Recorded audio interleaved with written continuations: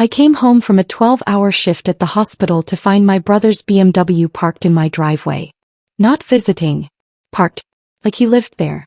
The trunk was open, suitcases stacked on my front lawn, and there was my father standing on my porch with his arms crossed, waiting for me like I was the one who owed him an explanation. I'm a nurse. I work nights in the ICU. I just watched a man die at 3 a.m. and held his wife's hand while she sobbed. I was exhausted. I was still wearing my scrubs. And now my father was blocking my own front door. He didn't say hello. He didn't ask how I was.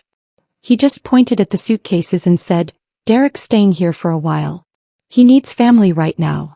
My brother Derek was sitting in his car, windows up, talking on his phone. He didn't even look at me. Just gestured vaguely like I was part of the background scenery of his crisis. My father stepped closer, lowering his voice like he was about to share wisdom instead of issue commands. He said Derek's divorce was finalized yesterday. He said Derek lost the house in the settlement. He said Derek needed somewhere to stay while he got back on his feet. And then he said the words that made my jaw clench so hard I thought my teeth might crack. You have to take care of him. That's what family does. My name is Bridget Monroe. I'm 36 years old. I bought this house 5 years ago with money I saved working double shifts and selling my grandmother's jewelry that she left specifically to me. This house has my name on the deed. Just mine. Nobody else's. I need you to understand something about my family before this story makes sense. I'm the oldest of 3 kids. Derek is 2 years younger than me, and our sister April is the baby at 29. Growing up, Derek was the golden child. The son. The one who got the new car at 16 while I drove our mother's old minivan with the broken air conditioning. The one whose college tuition was paid in full while I worked part-time at Target and took out loans. When Derek got married to Whitney 8 years ago, my parents threw them a wedding that cost more than my entire nursing degree. $18,000 for one day. Live band, open bar, ice sculptures shaped like swans. I got married to my ex-husband 2 years later in my parents' backyard with folding chairs and a grocery store cake. My mother said they'd already spent so much on Derek's wedding that they had to be practical about mine. Practical. That's the word they always used when it came to me. Be practical, Bridget. Don't ask for too much. Derek needs this opportunity more. Derek's career is just starting. Derek's going through something difficult right now. I divorced my ex-husband 4 years ago after I caught him cheating with a woman he met at his gym. My parents told me I should have tried harder to make it work. When Derek's wife filed for divorce, they threw him a fresh start dinner party and invited half the neighborhood. Now Derek was getting divorced and somehow that was my problem to solve. I looked at my father standing on my porch, at my brother sitting in his expensive car that he somehow still had despite losing everything, at the suitcases piled on my lawn like this was already decided. My father wasn't asking. He was telling me. He expected me to just unlock my door and hand over my space, my peace, my home to my brother because that's what I'd always done. I'd always been the practical one. The one who adjusted. The one who made room. But something was different this time. Maybe it was the exhaustion. Maybe it was watching someone die just hours earlier and being reminded that life is too short to keep shrinking myself for people who never made room for me. Maybe it was just that I'd had enough. I told my father I needed to think about it. He looked at me like I'd just spoken in a foreign language. Think about it? There was nothing to think about. Derek needed help. I had space. That was the end of the discussion in his mind. I walked past him, unlocked my door and went inside. Alone. I locked it behind me. Through the window I watched my father's face turn red. I watched him pound on the door 3 times before walking back to his car. Derek finally got out of his BMW, and they had what looked like a heated conversation on my lawn. Then they both drove away, leaving the suitcases behind like a threat. I knew they'd be back. I knew this wasn't over. I stood in my living room, still in my scrubs, and made a decision that would change everything. I was going to let Derek move in. But not the way they expected. Before we continue, please hit subscribe and tell me in the comments where you're watching from and what time it is there. I read every single one and it honestly makes my day. Thank you so much for your support. The next morning my father called me 6 times before 9 a.m. I was asleep. Night shift nurses sleep during the day. This is not a complicated concept, but my father has never cared about my schedule. I finally answered on the 7th call. He didn't apologize for waking me up. He asked if I'd thought about the Derek situation. His tone suggested there was only one acceptable answer. I told him Derek could stay with me. There was a long pause, like he was waiting for me to add conditions.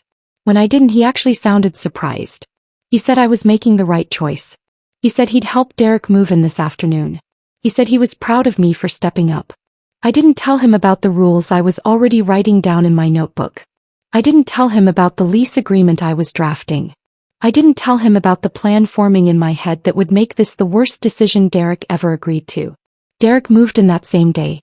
My father helped him carry boxes upstairs to the guest room. Derek barely looked at me. He was on his phone the entire time, complaining to someone about how small the room was. It's a decent-sized bedroom with a closet and a window. But Derek's used to luxury. His old house had 5 bedrooms and a pool. My modest 3-bedroom rancher must have felt like a prison cell to him. After they finished unloading, my father pulled me aside in the kitchen. He put his hand on my shoulder in that way he does when he's about to ask for something else. He said Derek was going through a hard time. He said I should be patient with him. He said Derek might need help with groceries and bills for a few months until he got back on his feet. I nodded. I smiled. I agreed to everything. My father left looking satisfied, like he'd just solved a problem by delegating it to me. Derek came downstairs an hour later looking for food. He opened my refrigerator, looked inside, and actually sighed like he was disappointed in my grocery choices. He asked if I had any beer. I told him I didn't drink. He said he'd pick some up later. Then he sat down on my couch, put his feet on my coffee table, and turned on my TV without asking. He scrolled through channels for 10 minutes before settling on a basketball game. The volume was loud enough that I could hear it clearly from my bedroom upstairs where I was trying to sleep before my next shift. I came downstairs in my pajamas. Derek glanced at me, then back at the TV. I asked him to turn it down. He said it wasn't that loud. I said I needed to sleep. He said I could close my door. This was day 1. Hour 3 of Derek living in my house. I went back upstairs. I didn't sleep. I lay in bed listening to the television and started planning in detail. The next morning, I printed out a document I'd been working on. 10 pages. Single-spaced. I'd titled it, House Rules and Rental Agreement. I'd researched tenant law. I'd looked up fair market rent for rooms in our area. I'd calculated utility costs and grocery expenses. I'd included clauses about noise, cleaning responsibilities, overnight guests, and shared spaces. I'd made it ironclad. Derek was still asleep at 11 a.m. when I left for my shift. I put the document on the kitchen table with a pen and a sticky note that said, "Sign this by tomorrow. We need to make this official." When I came home the next morning, the document was still on the table. Derek's dirty dishes were piled in the sink. His shoes were kicked off in the middle of the living room floor. The bathroom we shared had his wet towels thrown on the floor and his toiletries spread across the counter, covering all the space I used for my own things. I picked up the document and went upstairs. I knocked on Derek's door. No answer. I knocked louder. He yelled that he was sleeping. I opened the door anyway. He was lying in bed with his phone, scrolling through social media. Not sleeping. Just lying there. He looked at me like I was the rude one for entering. I held up the document. I told him he needed to sign it. He barely glanced at it. He said he wasn't signing anything. He said Dad told him he could stay here, so he was staying. He said I was being ridiculous about rules when his family was going through a divorce. I stayed calm. I'd expected this. I told him if he wanted to stay in my house, he'd follow my rules. If he didn't want to follow my rules, he could leave. He laughed. Actually, I laughed. He said I wouldn't kick him out. He said Dad would lose his mind. He said I'd never hear the end of it from the whole family. He was right about that. But he was wrong about what I'd do. I told him he had until Sunday to sign it. 4 days. If he didn't sign it by then, I'd start the formal eviction process. I looked it up. In our state, I could give a family member a written notice to vacate, and if they refused, I could file with the court. Derek's smirk faded a little. He asked if I was serious. I told him I'd never been more serious about anything in my life. Then I left his room and went to make breakfast before my shift. The next 3 days were a test. Derek didn't sign the agreement, but he also didn't leave. He seemed to be waiting to see if I'd actually go through with my threat. He got sloppier, louder, more comfortable. He invited his friend over late at night after my shift started, and they watched movies with the volume up until 2 a.m. My neighbors texted me asking if everything was okay because they could hear shouting from inside my house. Derek ate my food without replacing it. He used up all the hot water every morning. He left the front door unlocked twice. When I confronted him, he said I was overreacting about everything. My father called Thursday night. Derek had complained to him. Dad said I was being too hard on my brother during a difficult time. He said the family doesn't charge family rent. He said I should be more compassionate. I asked him if he'd let Derek move into his house. There was silence. Then he said his house didn't have extra space. It does. They have a finished basement with a full bathroom that they use for storage. I told my father I'd talk to Derek. I hung up. I didn't talk to Derek. Sunday came. The deadline. Derek still hadn't signed. He was downstairs watching TV when I came home from my shift at 8 a.m. I walked into the living room with a folder in my hand. I told him his time was up. He needed to sign the agreement or leave by the end of the day. He didn't even look away from the TV.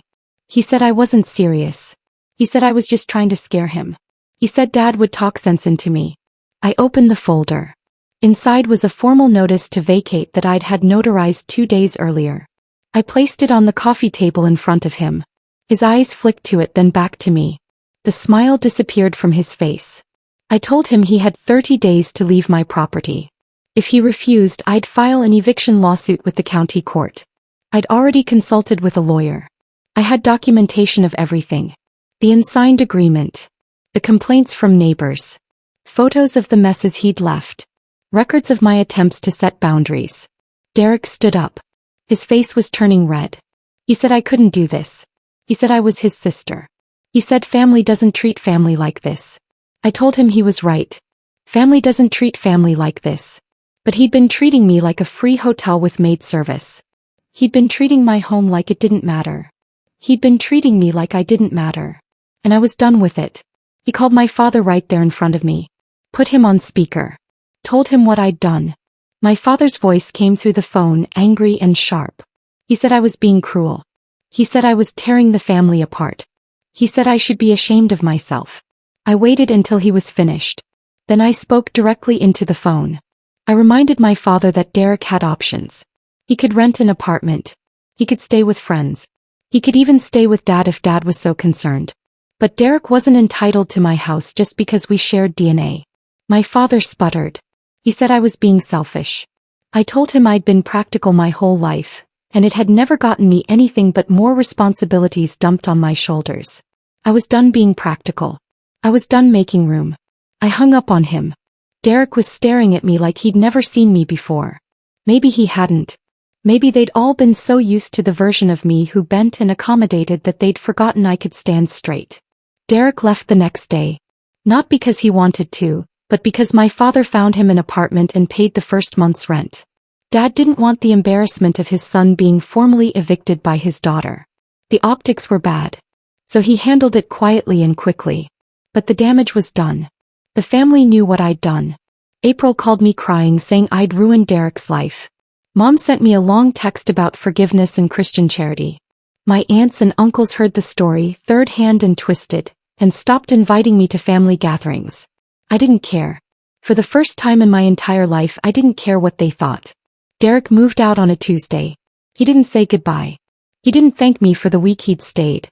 He just loaded his car with his suitcases and left. I cleaned the guest room after he was gone. Found beer bottles hidden in the closet. Found food wrappers stuffed under the bed. Found a cigarette burn on the windowsill even though I'd explicitly told him no smoking in my house. I repainted the room. Pale blue. I bought new curtains and a new comforter. I turned it into a home office. A space just for me. 3 weeks later, my father showed up at my door unannounced. I let him in because I was raised to respect my parents, even when they didn't respect me. He sat on my couch. The same couch where Derek had put his feet on my coffee table. My father looked tired. Older than I remembered. He said Derek was struggling in his new apartment. He said Derek felt abandoned by me. He said the family was worried about how cold I'd become. I let him finish. Then I told him something I'd been holding inside for 36 years. I told him I'd spent my whole life watching him give Derek everything while expecting me to be grateful for the leftovers. I told him I'd worked my way through nursing school while Derek's tuition was handed to him. I told him I'd bought this house with my own money while Derek got a down payment gift for his house from our parents. I told him I'd been practical and responsible and accommodating, and all it got me was more demands. My father tried to interrupt. I didn't let him. I told him that Derek's divorce wasn't my responsibility. Derek's housing wasn't my responsibility. Derek's feelings weren't my responsibility. I'd been told my whole life that family takes care of family, but that rule only ever seemed to apply in one direction. When I needed help, I was told to be strong. When Derek needed help, I was told to provide it. I was done with that arrangement. My father left without saying another word. He didn't apologize. He didn't admit I was right. He just left. That was 4 months ago. I haven't spoken to Derek since he moved out. My father calls occasionally, but the conversations are short and surface level. April still thinks I'm heartless. Mom sends me Bible verses about forgiveness. But I'm not sorry. I'm not guilty either. My house is quiet now. I work my shifts at the hospital. I come home to my own space that smells like my candles and has my books on the shelves and my photos on the walls. Nobody demands my time or my energy or my compassion without giving anything back. I've started dating someone. A teacher I met at a coffee shop. He asked me out and I said yes because I had nothing holding me back. No family crisis to manage. No brother to accommodate. No father's expectations weighing on my shoulders. We went to dinner last week and he asked about my family. I told him the truth. I told him I'd set a boundary and lost most of them because of it. He asked if I regretted it.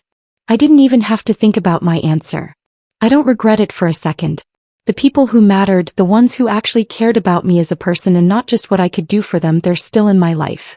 My best friend from nursing school. My cousin who texted me after everything happened and said she was proud of me. The coworker who brought me coffee said she wished she had my backbone. Those are my people now. As for Derek, I heard through April that he's doing fine. He got a new job. He's dating someone.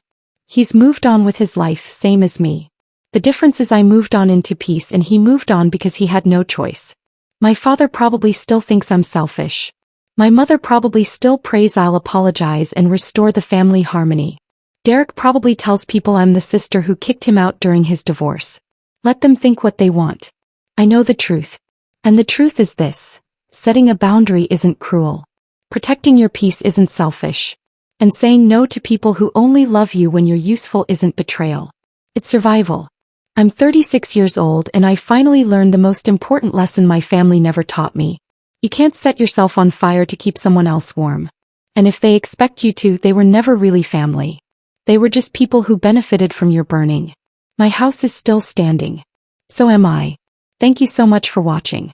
If this story resonated with you, please hit that like button and subscribe. More stories like this are already on your screen.